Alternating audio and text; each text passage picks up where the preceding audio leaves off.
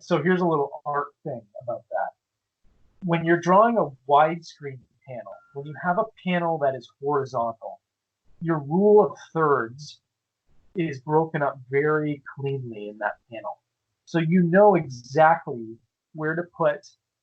If you want a character in the foreground, you'd stick them on one of the third section of that panel, and then you'd put your other character in the far third, and you'd leave the middle third blank. You wouldn't want to put a character in there. And you got this really great rule of thirds thing going on in widescreen panels. It's so easy to lay out a book in horizontal widescreen panels with you following the rule of thirds, which is good artistry. It's used in film.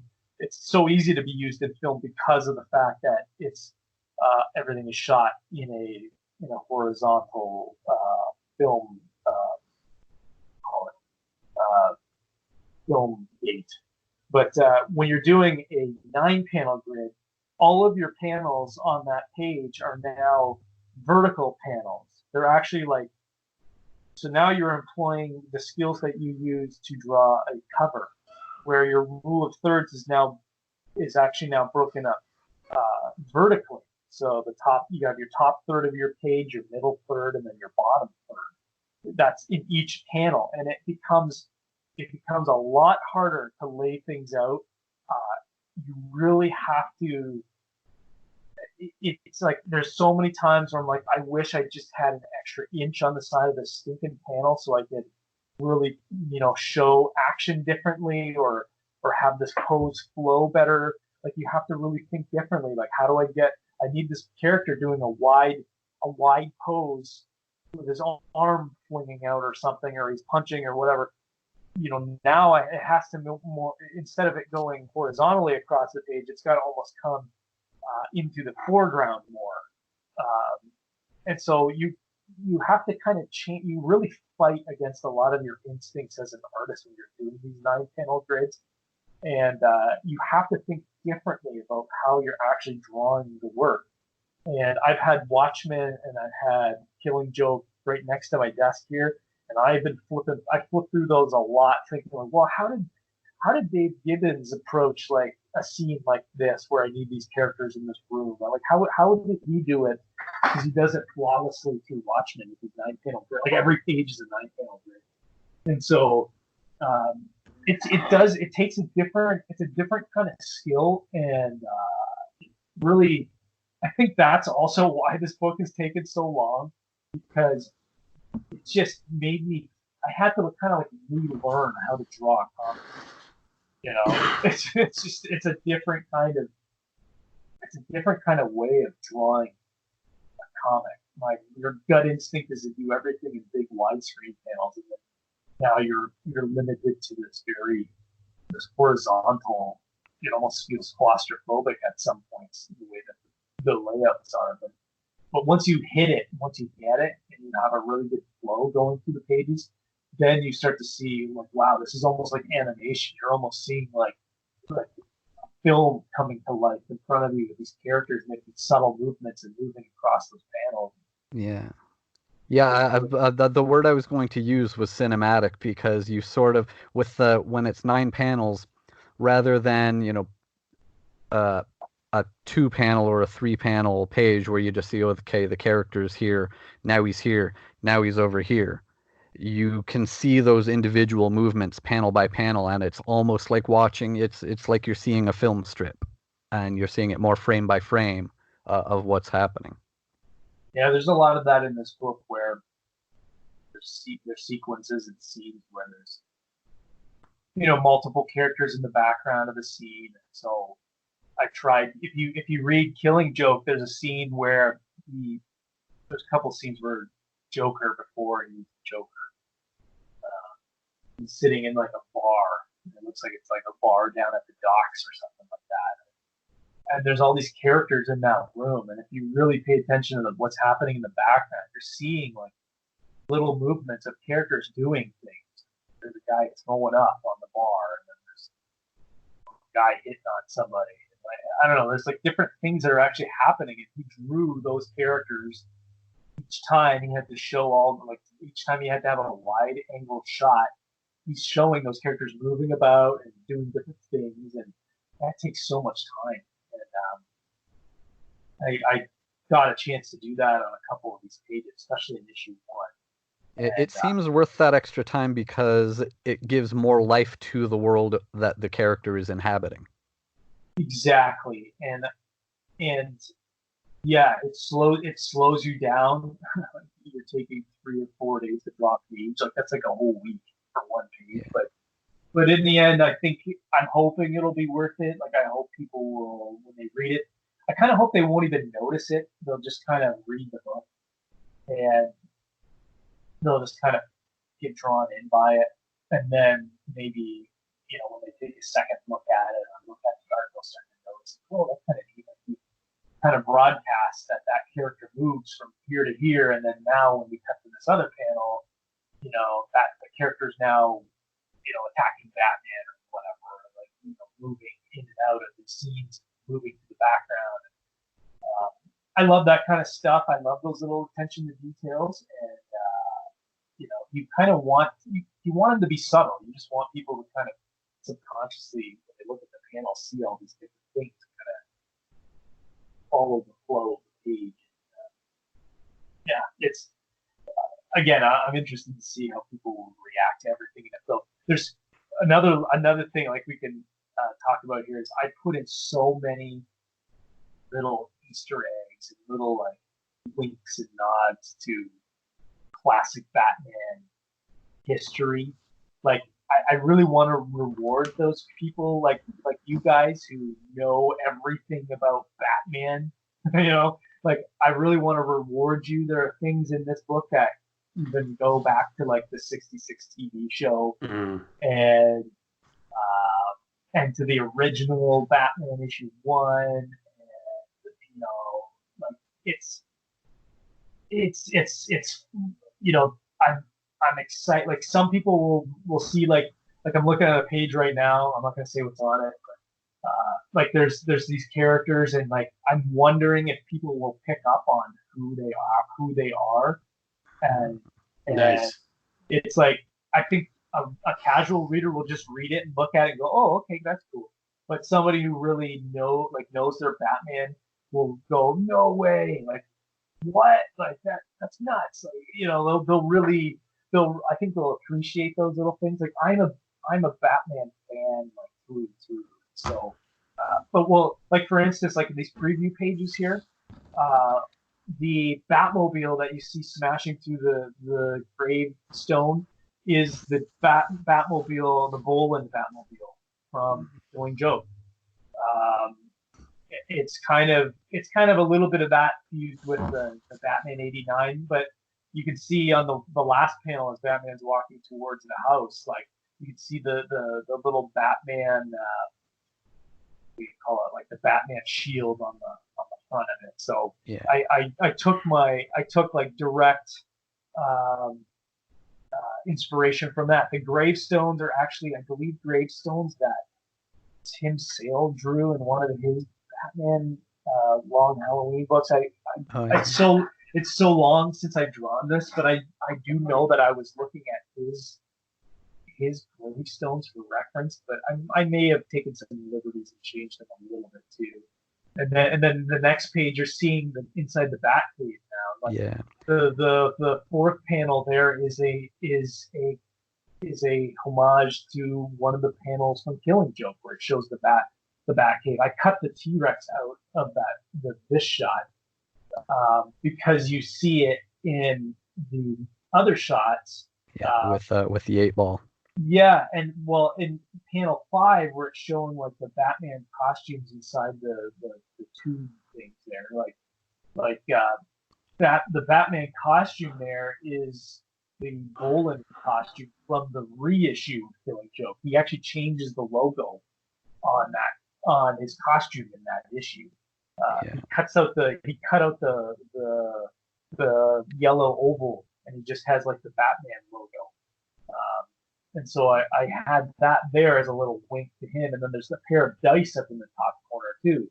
And Geoff was like, you got to put the dice in somewhere. It's like, I remember there being giant dice. Like, okay, so I put that in there. And then and then you have this sequence here where he's coming down through this this like museum, and that is from an image I believe drawn by Bob Kane.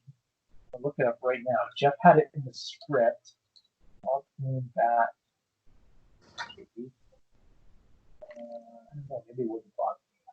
While you're looking for it, one of the things that I noticed where he has that hall of the villain stuff, you see Riddler, Two-Face, Catwoman, Bane, those they look like sort of statues with their costumes on. There's the Joker monument there, and there's the gun, there's the laughing fish, the flower, the chattering teeth. And the one thing that I noticed is that there are 3 Joker cards in there, and they're all different Jokers. Yeah, yeah, that's like a subtle little thing, right? Like those are actual 3 cards that have been used in the history of the Joker. Like I looked them up. I looked up like what are some Joker cards that have been used in the past, and those were 3 different ones that have been used in past issues throughout time. I couldn't tell you who drew which ones, but that. So I just found it's not Bob Kane who drew it. It was Dick Sprang. He drew Cool. this awesome 2-page spread back in I think it was in the it says here 1955, but it's the Batcave. And Geoff sent me this image. He's like, "This is what I want the Batcave to look like in its layout, but I want it to be a little more updated. Like, what if Batman has updated this Batcave to now?" And so that hall of the museum hall is actually like direct from that Dick Sprang image. I changed up a little bit. He's got it like he's got the little compartments that are carved out of rock, but I made them out of like metal or whatever. Kind of again, everything. The metal parts are actually a wink towards Batman '89 and that vault thing that he had with the bat suit was inside. So there's that, but the T-Rex is in the spot. I changed the 8-ball. I brought that over there. And originally, there was going to be a bigger shot of the entire Batcave, but then we removed it. That was going to be laid out exactly like this 2-page spread that Dick Sprang did. Little we did little. We really wanted to do little hints like that, and really, there's lots of them throughout this entire book. All 3 issues. There's lots of little hints to Batman's past and history, and same with Batgirl and Red Hood, and it's I love doing little things like that, and hopefully when this book comes out, it'd be fun to maybe do an episode on your show where we go through every page and I just kind of point out the little Easter eggs and like what does this number here mean, and like because I put a lot of that stuff throughout this book. I really thought about everything that I put down on the pages. That would be sick.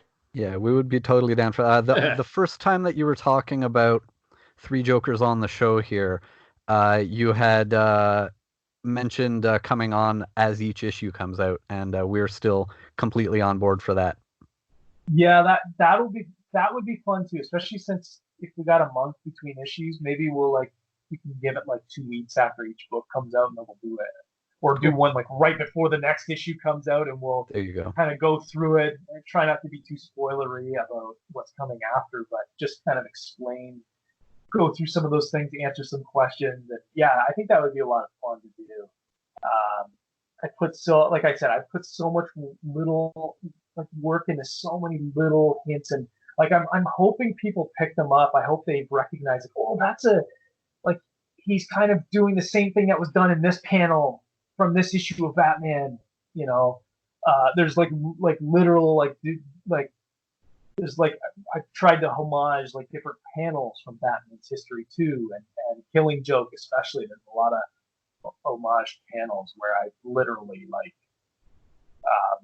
redrawn images, but maybe with like different characters, but I've laid out those panels in a way that if you've read Killing Joke, you'll be like, oh wait, that he's hinting to something from that book, or Death in the Family, or some of these, or even like we go, like I said, we touch on like stuff from Batman #1 in 1940 or whatever it was. So there's lots of little special things, and even with the colors, like Brad Anderson, I really talked to him about like I want you to do this with the colors here because it means this. I want to kind of I want to evoke this, or I want to evoke that, and I want the fans to, when they see this, to remember this, because it was colored this way. And he really does, like kind of how he did if you read Doomsday Clock, whenever there's scenes that involve the Watchmen characters, he kind of reverts back to the brown and yellow and orange tones that were used in Watchmen. And then when he's with the DC characters, he's using more of a blue and gray and kind of a more desaturated kind of color scheme that he normally uses. But when he does the Watchmen characters in Doomsday Clock, he does those oranges, and it's subtle, but I think subconsciously you pick up on it, and you're reminded of, oh yeah, that's how Watchmen was colored, And so we're kind of doing the same here and there with some of the color choices, going back to the original Killing Joke, and also the reissue that Brian Boland recolored there, because I really like that version. I actually like that version better than the crazy neon colors in the original. But yeah, it's fun to do that, and that's just me being a fanboy and kind of nerding out over this stuff. And Geoff loves that. Like when I tell him, like, oh yeah, like, do you notice this? And then he looks at it and goes, no way. He's like, oh, that's so awesome. Yeah, it's really fun to do that. I mean, even like, let's even talk about like the covers. Yeah. I wanted to reference that. I think it's the cover for issue 3.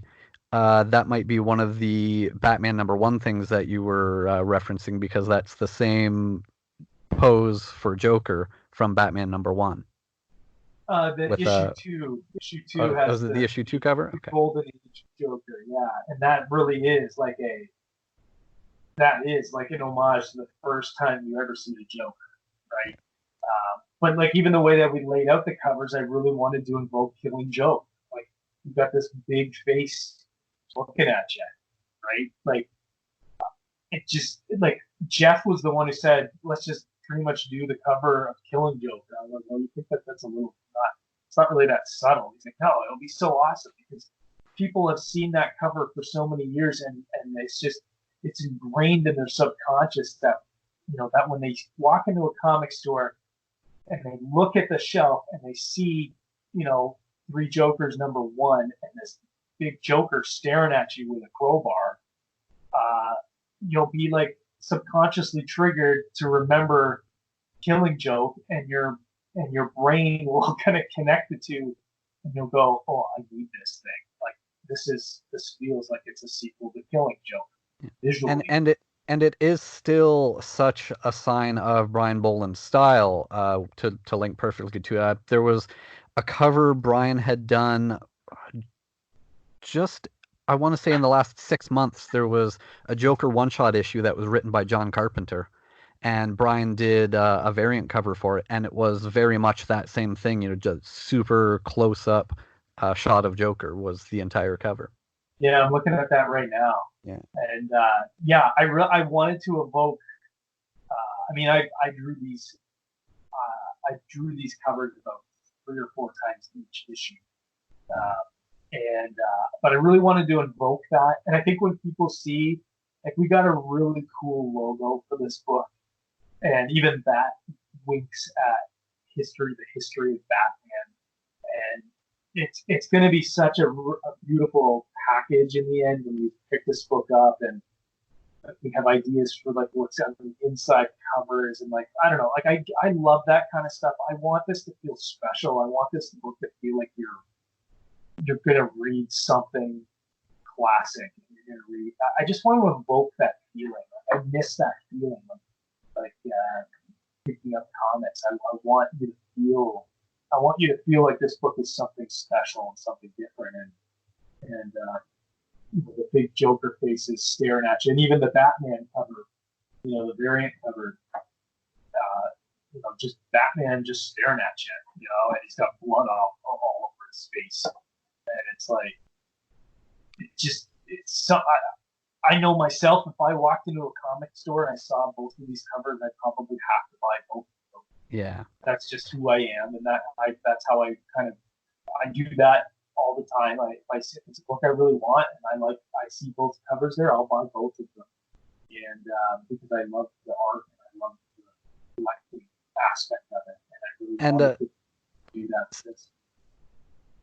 Seeing the way that the covers look like the covers are part of telling the story, I've been sort of wondering what the other covers would be like. Like, we've seen the A covers for all 3 issues, and for issue 1, the B cover is Batman, like you mentioned. So I've been wondering, like, what we would see for the B covers for 2 and 3. Like, would they be more Batman covers, or are they going to be like a Red Hood cover and a Batgirl cover, or what we're going to see, how this is going to fold in with telling the story? Yeah, well, I think I don't want to say, but I think you what those other 2 covers are going to be. Yeah. Seeing that there's 3 Jokers and we have 3 lead characters. Yeah. And that's exciting too, because I think all the covers are going to work really well together. And actually, like you were saying, like telling a story, like each of these covers is something that you're going to see in the issues. So, like the covers refer to different things that happen actually in the book that you won't know what the issue 3 cover is until you read issue 2. Like with the Joker looking through his eye, right? Like, right? And it's like part of that is a wink to the Killing Joke, right? Like the camera. But I didn't want to do a camera, right? Like you can't do a camera. Yeah, it's too on the nose. It's too on the nose. And then somebody said, well, let's do like a phone. Like, what would Joker use now? Like, would he use an iPhone, But then this whole thing kind of goes with a part of the story. And so, and it'll be interesting to see how people pick up on these things as they read the book. But that's fun. It's fun to do stuff like that. You can't always do that with covers, but I really felt like that, and I felt like we could do that with this. And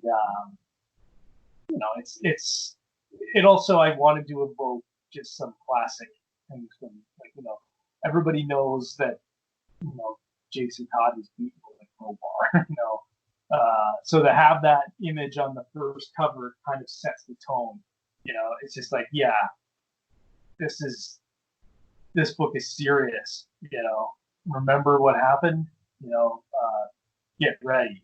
Like we're gonna explore these things, and we're gonna have some fun, kind of thing. So. And it's cool to see the covers be a purposeful part of the story, because we're so accustomed to covers just being a cool iconic image that has nothing to do with it. Like, oh, this cover is super cool. It's Batman on top of a gargoyle on top of a tombstone. That doesn't happen in the issue, but it looks very cool on the cover. Yeah. Well, because a lot of the cover sells the issue, right? Yeah. And I think a lot of times DC just kind of says, "Oh, just give us a cool issue, a cool image of Batman," that we can put on this cover or on this issue, or they'll kind of just tell you like a little kind of hint of what happens in that issue, but usually they don't even really know because they're still working on it, because they're working ahead. And so I look at some of the older covers where they would show. There's like a classic one, I forget what issue it is, but like the Justice League is standing around a grave. They're looking down at this empty grave. It's like, well, which character is going to die? Like that's an evocative cover. You're like, oh crap, I need to pick this up, right? And so, and things can always change so fast between the time that covers are solicited for shops to do their ordering because, shop, if anyone doesn't already know, shops order books 2 months before they come out.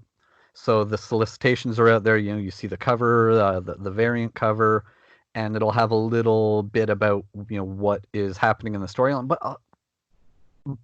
a lot of times that stuff can change between the time the solicitation is put out there and the time that the book is actually sent to print. The last time we had Tom King and Clay Mann on here, they were talking about what their plans were for the end of Tom's Batman run, like after the City of Bane stuff wrapped up. The rest of that going up to up to Tom's last issue was at that time going to be the end of the Batman Catwoman story. But we had them on, spent 2 hours or something talking about all that, and we had no sooner released that episode that the word started coming out that Tom was coming off Batman sooner. His run was going to end, at 85, and then the rest of the story that he and Clay were going to tell was going to happen in its own maxi series. So that stuff can change that quickly. Yeah, and one of my going back to the covers being integrated into the story, like I've always really loved how with the original Watchmen, the cover was almost like the first panel of the book, and same with they did that with Doomsday Clock too. Like there's one of the covers was like the first panel, so when you opened up the book, you're seeing kind of the continuation or that as the first panel of the issue. And then they did like a secondary variant, which was more, Gary just doing like a really cool image, right? But I like that kind of stuff. And again, we wanted these covers to be evocative of Killing Joke. This book isn't a sequel to Killing Joke, but in a lot of ways it kind of is. Like it's not a direct sequel, but we've kind of treated it as like a spiritual successor or a spiritual sequel to Killing Joke in a way. Kind of how Doomsday Clock was that with Watchmen. It's like we're kind of going our own direction, but we are using a lot of the rules that Boland and Alan Moore laid out in Killing Joke, especially with how they told the story. And so we're following a lot of that to kind of lead you down a path and to really make you think about that book and how that could tie into this. And so, our thing is it's Three Jokers is its own thing, but at the same time, we wanted it to really feel like a sequel to some of those classic Batman stories of the past. The three we've been bringing up is Killing Joke, Death in the Family, and really Batman issue number 1, 1940 Batman issue number 1. And so those are kind of our three, I guess your three must reads, if you will. Yeah, so everybody get out and do a reread of those before this comes out. You know what's I went back and reread Batman issue number 1 in 1940. That's an awesome issue. It's a really good, I still feel like, yeah, it looks a little dated and it's got a little bit of datedness to it, but you could take that story and you could still read it today. You read it today and you could still enjoy that as a Batman story. It's, the Joker is creepy. I think he's more creepy in that story than he's ever been. And again, that's something that we brought into our story, like the Golden Age Joker, as we've been calling him, the one who links back to Batman number 1. He's less of a psychotic clown, and he's more of a thinker. He's more of a sophisticated thinker. You can't tell what he's thinking. You can't, he just stares at you with these eyes, and he hardly smiles, right? It's a very different version of the Joker than we've seen, and to me, he's like the most exciting in the whole series. He's very different, and it's a different take on the Joker. In a lot of ways, it reminds me of the Jack Nicholson Joker. In a lot of ways, he kind of had that.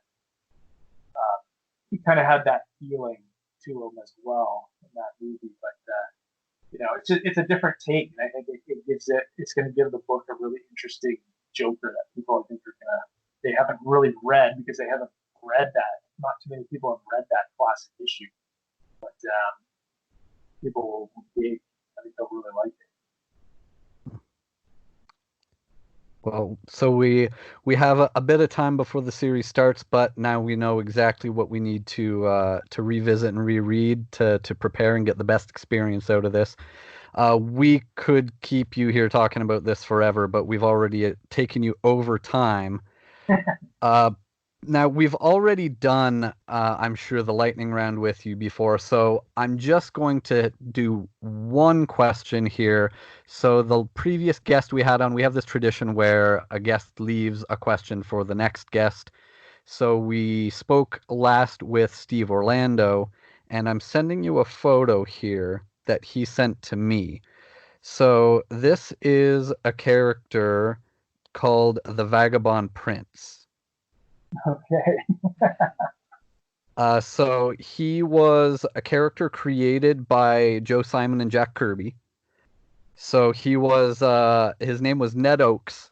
By day he was a greeting card writer, and by night he was a costume crime fighter named the Vagabond Prince. Mm-hmm. And Steve's question was, who would be the Vagabond Prince had a couple different sidekicks, but Steve asked, what would be the sidekick you created for this Vagabond Prince, who I just sent you the photo of? Oh, man. That's a tough one, man. Oh, man. I don't know. See, this is where Geoff Johns would come in, and he would have a great answer for this guy. Seeing that he was like a card makes greeting cards. Maybe his buddy would be Hallmark, the card boy or something like that. Yeah, is this character? Is he a Batman character? No, he was. Let me see. I had the info here. He was originally a Harvey character. Harvey was the publisher who was originally making, and now he's. I think he's just public domain now. That's interesting. But yeah, it was a Jack Kirby and Joe Simon creation, and I don't know if you're seeing the picture that I sent over. Yeah, I just sent it Messenger.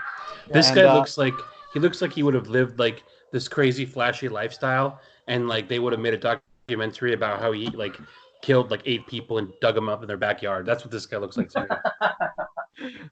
Yeah, I can see that. And when we were talking with Steve, it was agreed that you would get bonus points if you decided to do a sketch of this sidekick, and that we would show to Steve, and he could sort of grade it. If I only had time. Do you want 2 Jokers out? Or do you want I like how Steve wants Vagabond Prince. He throws a whole wrench in my schedule, but I don't know if I'll have time to do anything like that. But that's a very interesting. Like, I've never heard of this character. But you know what? Like, I'm kind of a comic book dummy. Like, I really don't know too much beyond mostly just the mainstream stuff and stuff that I've either watched in documentaries or a comic documentary. Like Geoff, when you talk to Geoff Johns, like he's read every comic ever, like literally, like he'll bring up like, oh yeah, well, like there's this character from this book from blah blah blah 1952 that only appeared in this one issue, and let's put this character in this book, or let's write a whole mini series about this character. It's like, I've never even heard of this stuff. Like, nobody else has either, Geoff. Like, but he loves like that. He loves his comics and he loves his characters, and he has such an enthusiasm for it. And some of that's rubbed off on me as time has gone by.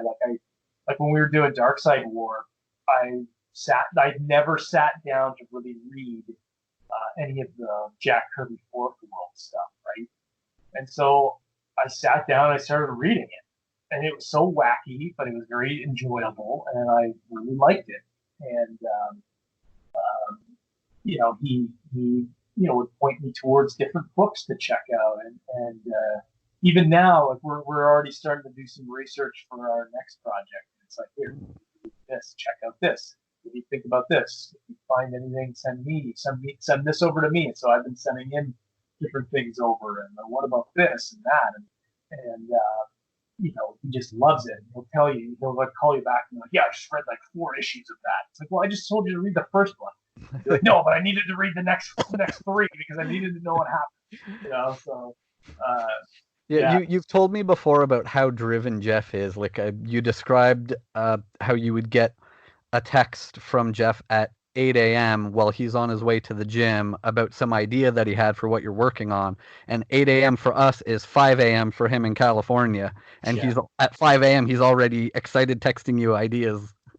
And if I'm not, like, the funniest thing is, like, he knows I might be still in bed at like 7 o'clock in the morning, but he keeps just saying, like, "Hey, you up?" Or sometimes he'll call me and I'm like, "What time is it? Like, what time is it there? Like, what do you like?" He's like, "I have to call. Like, I had to get."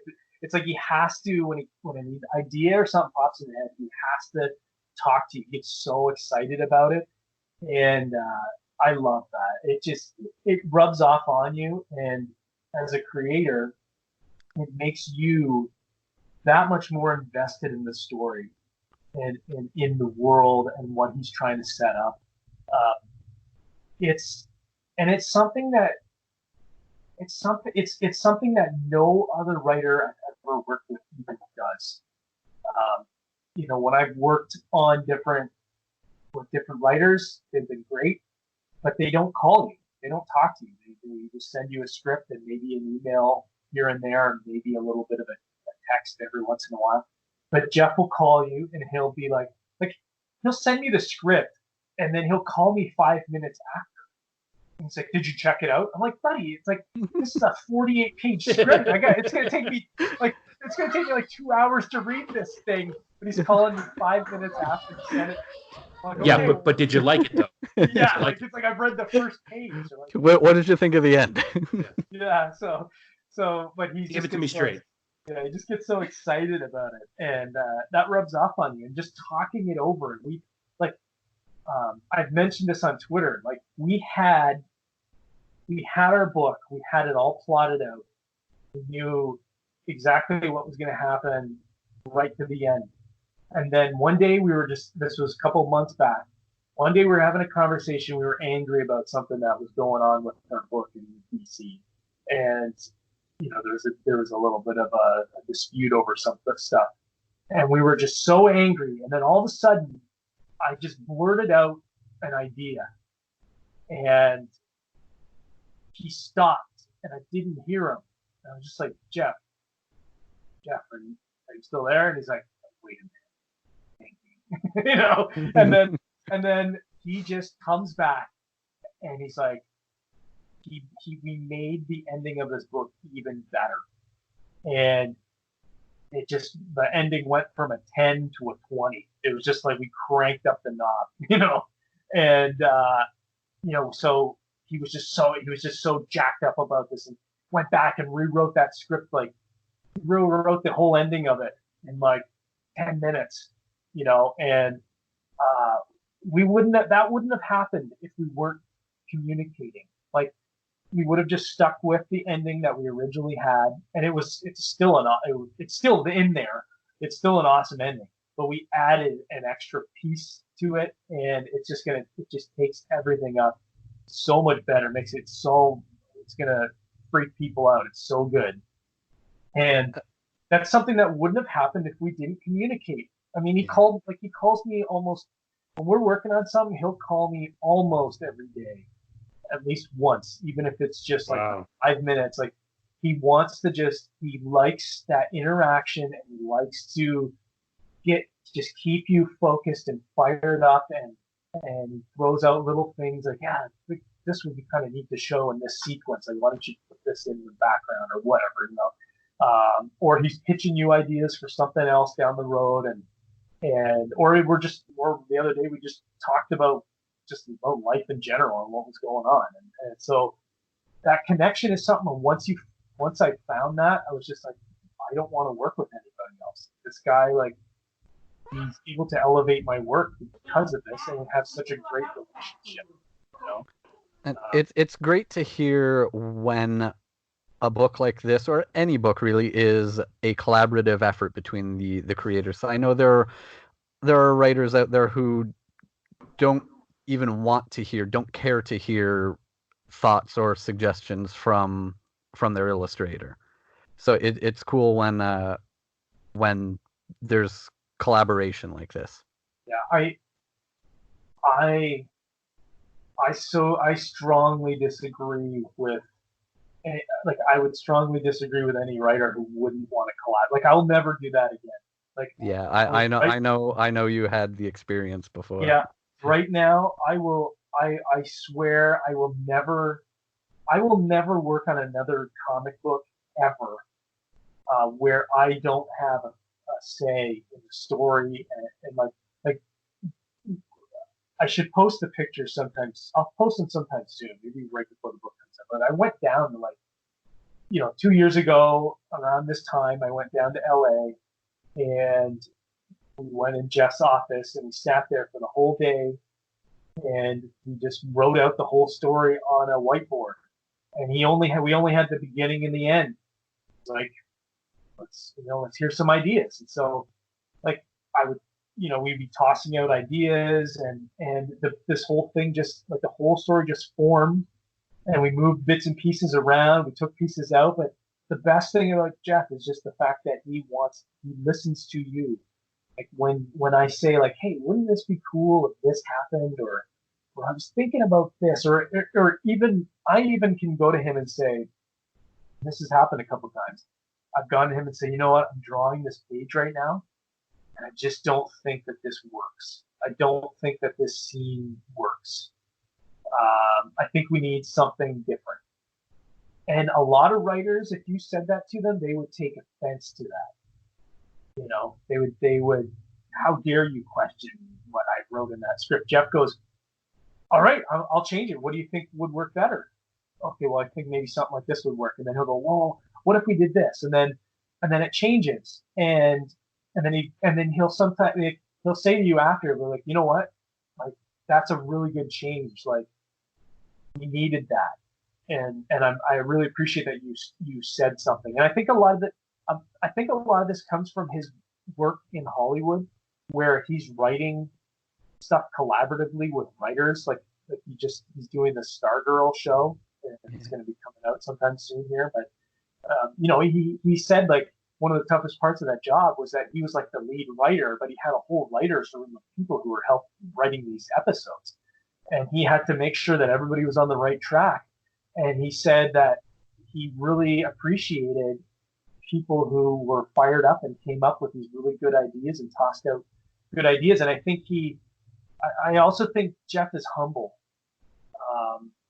And I believe very strongly that in life, humility is so very important.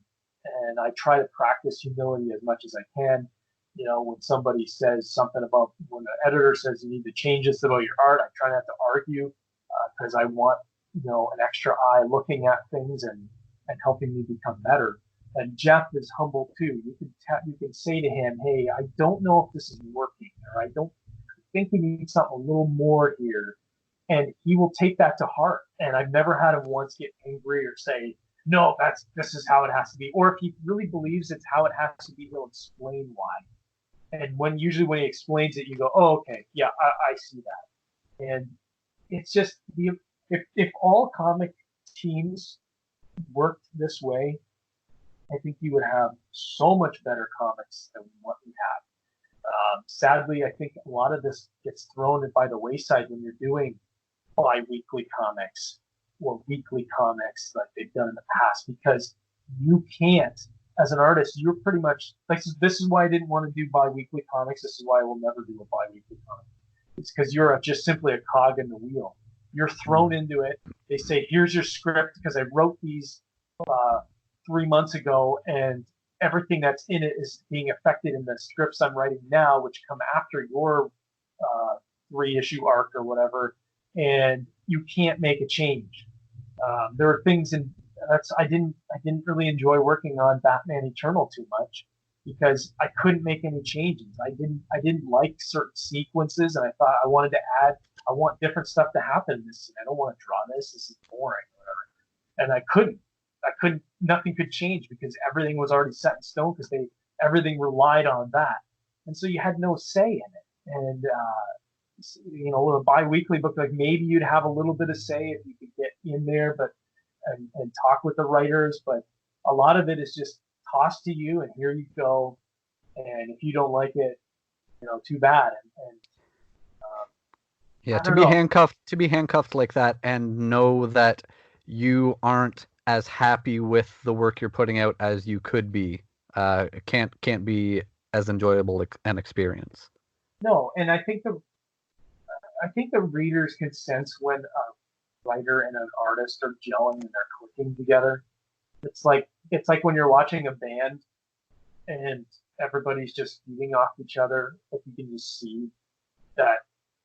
You just see the energy, and you see the love and of the craft coming forth, and so you can't always do such collaboration. I get it. Like, sometimes with monthlies you can't, but whenever if you can, it just elevates making the comic so much higher. You, as an artist, a lot of times as an artist, you feel, like I said, you feel like a cog in the wheel. You feel like they could cut you out tomorrow, and it wouldn't, and you could be replaced, and they could just simply do that. Like you really aren't bringing much to the game except for your artwork.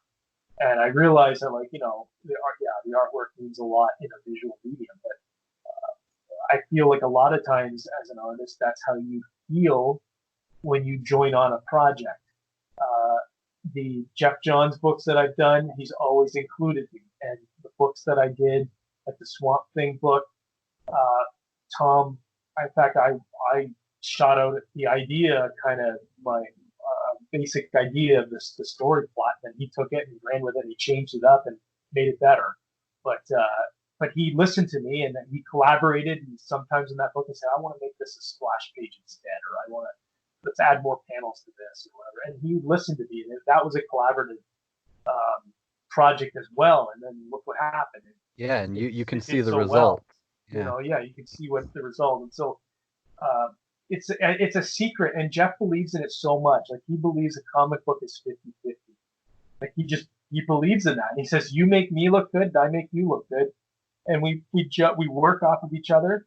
And if it is the secret of making great comics. And if more writers and artists would work that way, I think the books that we're coming out would be that much more better, that much more exciting.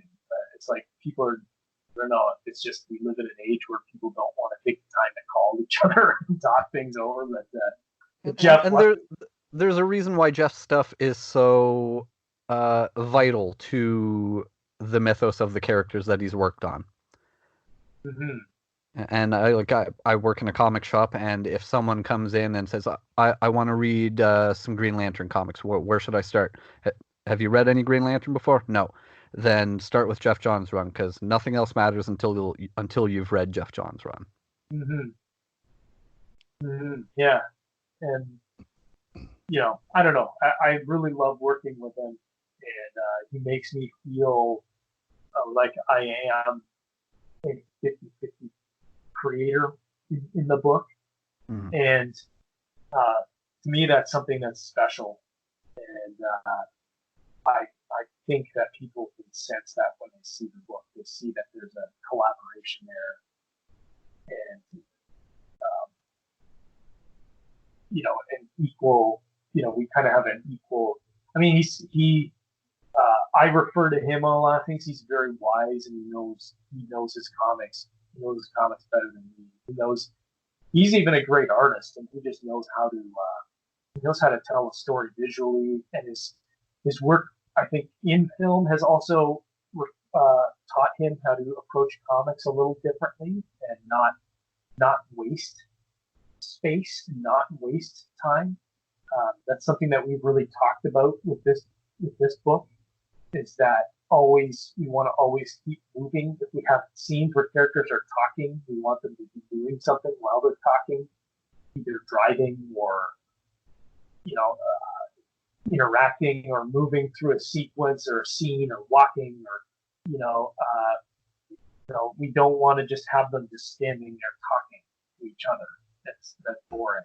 You learn that from film. Like, you want to keep people moving. You want to keep them interacting and moving. It's a visual medium, right? And so, I mean, I could sing his praises forever. I really enjoy working with him, and hopefully he'll be more to come after this. I can see that not wasting time idea just in the preview pages of the first issue of Three Jokers here. Most of these panels are pretty iconic images. You have the images of Batman leaning against the Batmobile to hold himself up. You have the empty cowl after it's been taken off him, lying on a metal tabletop with blood all over it. You have Alfred pulling off the suit after cutting it. And these are all powerful images, just in the previews. Mm-hmm. Yeah, it's funny. Like that page there, the third page, I redid that one like maybe 6 months ago. So the first 2 pages I did like 2 years ago, and then that page I redrew, 6 months ago maybe. Is the timeline that you did them on anything to do with the difference? Because page 1 is a 9-panel grid, page 2 is an 8-panel, and then page 3 is a 6-panel. No, page 3 was always a 6-panel page, and then you'll see then we kind of flow into a 6-panel thing, which is the 6-panel grid. Like that is all throughout Killing Joke. Like he uses a lot of the 6 panels, and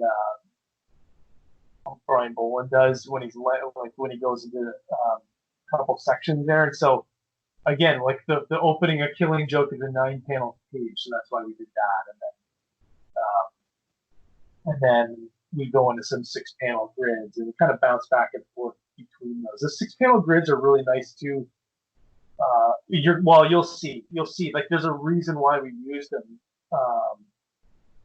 as well. There's like a definitive reason. It all lays out really nice in the sequence coming up after this. But I mean, these are all things that these are things that Geoff thinks about. Like when he's writing it, like I almost wonder if he sits there and like on a piece of paper like scrawls out like a little layout or something to kind of see like how it would all break down, because he just has such a great visual sense. He knows like when we need to use a 6-panel grid here, and there's a reason for it. Yeah. Visually to guide the reader's eye, and then there's a reason why you want to use a 9-panel grid, and then there's times when we use there's times when we're using like 3-panel widescreen and stuff like that too.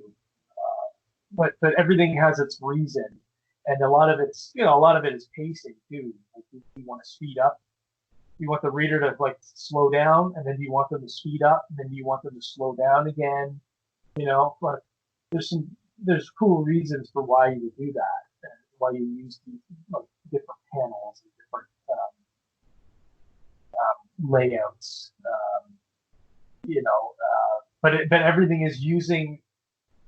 uses the real estate that we have on each page to its fullest potential, for its maximum potential. And that's something that a lot of times I think it's like, when you can tell when an artist is rushing through a book, because because usually, okay, so in this book, in the script, Geoff literally says every single page, he says, panel 1 of a 9-panel grid.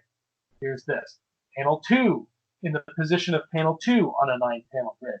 Here's this. In the position of panel 3 on a 9-panel grid. This. On the positions of panel 4 and 5 on a 9-panel grid. Panel 4. Like he actually tells me, he's actually breaking down every single page. Like, this is how I want you to draw this.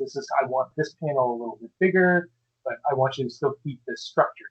You can tell when, like on the normal script that you're doing on a monthly, the art writer just like says panel 1, Batman fights, panel 2, Batman fights, panel 3, close up, panel 4, Batman fights, panel 5, close up, right?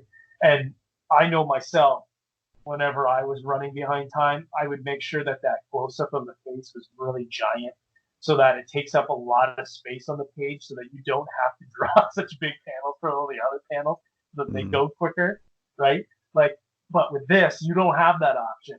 Every panel on a 9-panel grid is the same real estate.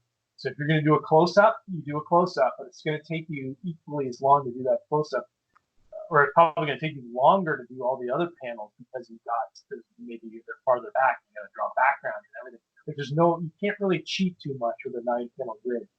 And Geoff uses we're using every bit of real estate on that page to make sure that we're getting you the story to its maximum potential. And that's something that is so, as an artist, it just feels so good. Like, you don't feel like it doesn't feel like there's any wasted panel in the entire book. Like that, like that's how it feels. It just, as an artist and as a storyteller, it makes you feel so proud of the work. It makes you feel like you're really telling something great. You're really going to spell out the story, and you're going to guide this audience through an emotional journey and through beats and like we had said before, it's going to feel cinematic, right? And again, different kind of storytelling. There's nothing wrong with the other kinds of storytelling too. They all have their places, but yeah. Again, I've probably drawn. I haven't counted yet, but I would guess I've probably drawn over 1,000 panels for this issue. Ooh. Like, I'll have to go through and count them all when the book is done, but I wouldn't be surprised. That's a ton of work. That's a ton of work. Yeah, so when people question why did this thing take so long, well, I hope people will see it. I hope they don't read it and go, why did this thing take so long? It looks like garbage, Maybe they will, but hopefully not. For just the pages that we see so far, you and Brad are a perfect combination. I don't see anyone not enjoying what they see in this. Well, I appreciate that. I'm proud of it, so I think people will dig it. Yeah. Especially when they read the ending of issue 1. Oh man. Well, we're super excited for it. We have dragged you so far over time here. Exactly 1 hour longer than you said. So. Yeah. Well, it's fun. You kind of get literally on the minute. Yeah. Oh man. Well, we will let you get out of here and get back to what semblance of normal life there is right now. But again, thank you so much for taking the time to do this, and we can't wait to get a hold of issue 1 and like you said, at some point after that we'll pick your brain about some of the finer points of issue 1 a couple weeks after it comes out. Yeah, for sure. We'll once issue 1 comes out, we'll set a date. Like I said, maybe it'd be fun to do it like the week before or something issue 2 comes out, so we can kind of let people read it, kind of get kind of digest it, and then we can kind of go through it, and then we'll do it, and then we can do like when the 3rd issue comes out, we can do a major spoiler cast and almost go through everything, right? Yeah. Because I would love to kind of, I'm sure you guys will have questions, and and I hopefully I'll be able to answer most of the questions. Geoff thinks about this stuff deeper from a storytelling level than I do. I kind of just look at it from the artistic point of view, but I think I think it'll be fun to kind of go through it and with a fine-tooth comb, and you guys can yell at me for things, question why this happened, that happened. It'll be like the commentary track to the director's cut of the DVD. There you go. And we're gonna try to drag Geoff on here eventually too, and then we can hear all of the nice things he'll say about working with you.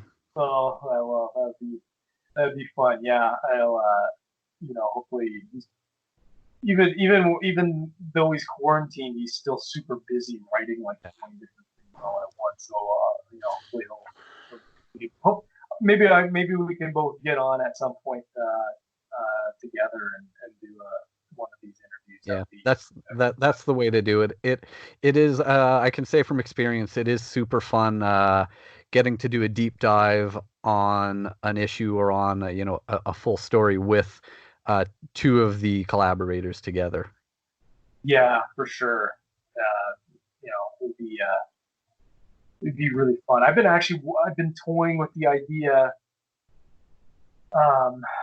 of wanting to do something like that, like little commentary videos for like YouTube or something, and like maybe go through, like I'd like to go through that Swamp Thing winter special, and maybe that'll be something that maybe we could team up, and we could kind of we could do it kind of together through like a video format. I'll have to talk to you more about that. Yeah, for sure. Sometimes it would be nice to have somebody who's kind of looking at it from the reader's perspective, and then can ask questions, about it. I think people like that stuff. Like I enjoy listening to commentary tracks on movies. So why can't you do that with a comic book? I mean, it's a movie. Yeah, why isn't there more of that? I've watched commentary on so many movies. Yeah. I was gonna say you think DC would like to make some money should like record those and then even like sell them for like a buck or something. Here's an hour-long commentary track on this book, and like you imagine how cool it would be to like have a commentary track with like Brian Boland on Killing Joke, going panel by panel. Like I'd pay $10 for that. Yeah. I'd pay $10. Like that's a cool idea. Like so I don't know. I would like to explore that, maybe doing it through YouTube, and then you can kind of show the pages and talk about them. Anyway, we can talk about that later. It's a great point. There's this black metal band called Dark Throne from Norway, and they have re-released a bunch of their early albums, and they released the regular version of it, and then there's a commentary CD that's literally the album played with commentary over the music of the drummer, guitarist, and vocalist just commenting on, oh, this is where I got that riff, this is where I got, and it's I listen to that almost as much as the regular one. Yeah. And it's, for nerds, it's like, we love this stuff. We love to hear where the inspiration comes from, all the nods, what you were thinking, what you're putting into the work. It's amazing. Yeah, that's a cool idea. Like one of my favorite bands is Dream Theater. Oh yeah. On their DVDs, like their live DVDs, some of them have a commentary where they're talking about the music, and they talk about how they recorded different things and how they wrote things, and this part of the song is a kind of like a wink to this Metallica song or Rush or whatever. And so like it's something to think about. It would be something to maybe explore in the future. It could be really fun to kind of do that and do that with different comics. I want to do them with some of my comics that I'm proud of, kind of just go through them. So yeah. You mentioned, have you kept up with Dream Theater since Mike Portnoy left? Yeah, I have. Wow.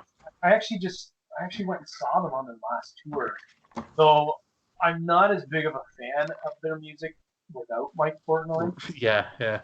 I like it, but to me, a lot of it has become kind of hit and miss. I followed Portnoy, like I listened to everything he's worked on since he's left. So. Oh yeah, like Winery Dogs and all that. Yeah, like I like that, and like Neil Morspin and Transatlantic, and just in like 30,000 bands.